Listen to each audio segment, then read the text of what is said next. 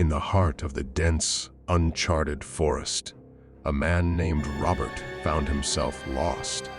He was an experienced hiker, but the forest was a labyrinth of towering trees and winding paths that seemed to lead nowhere. The sun was setting, casting long, eerie shadows that danced and flickered with the wind. Robert had been hiking since dawn, and his supplies were dwindling. His compass was spinning aimlessly, and his map was useless in this uncharted territory. He decided to set up camp for the night, hoping to regain his bearings by morning. As he settled down, the forest came alive with the sounds of the night. The hoot of an owl, the rustle of leaves, the distant howl of a wolf. But amidst these familiar sounds, there was something else. A low, guttural growl that seemed to echo from the depths of the forest. Robert's heart pounded in his chest. He was no stranger to the wilderness, but this sound was unlike anything he had ever heard. It was a sound that spoke of an ancient, primal fear. He tried to shake it off, telling himself it was just his imagination playing tricks on him. But as the night wore on, the growl grew louder. It was joined by a rustling sound, like something large moving through the underbrush. Robert could hear branches snapping, leaves crunching under heavy footfalls. The sounds were getting closer. He grabbed his flashlight and shone it into the darkness. His heart nearly stopped when he saw a pair of glowing eyes staring back at him. They were a chilling, unnatural blue, and they seemed to bore into his soul. Robert was frozen in fear. He could see a large, shadowy figure moving towards him.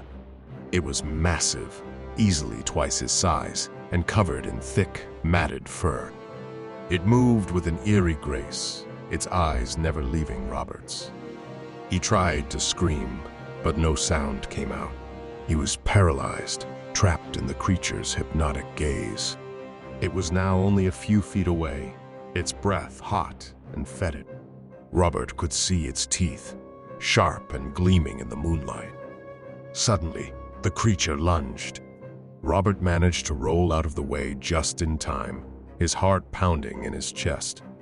He scrambled to his feet and ran, the creature hot on his heels.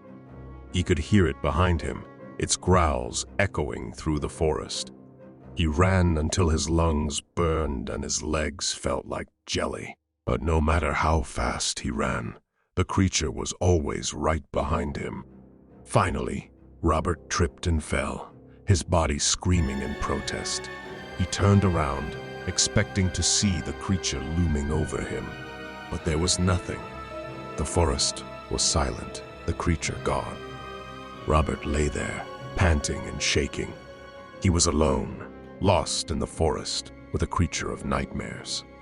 He didn't know if he would survive until morning, or if the creature would return. But one thing was certain. He was not alone in the forest, and the forest was not what it seemed. As the sun began to rise, Robert found himself still alive. He was battered and bruised, but alive. He didn't know what had happened to the creature, or if it was still out there, watching him. But he knew he had to keep moving, to find a way out of the forest. The forest was no longer a place of beauty and tranquility. It was a place of fear and uncertainty, a place where nightmares came to life. But Robert was determined to survive, to escape the forest and its terrifying inhabitant. As he stumbled through the forest, he could still feel the creature's eyes on him. He could still hear its growls echoing in his ears. But he kept moving, driven by a primal instinct to survive. In the end, Robert managed to escape the forest. But he was forever changed by his experience. He was no longer the confident hiker who had entered the forest. He was a man haunted by his encounter with the unknown, a man who had come face to face with his deepest fears.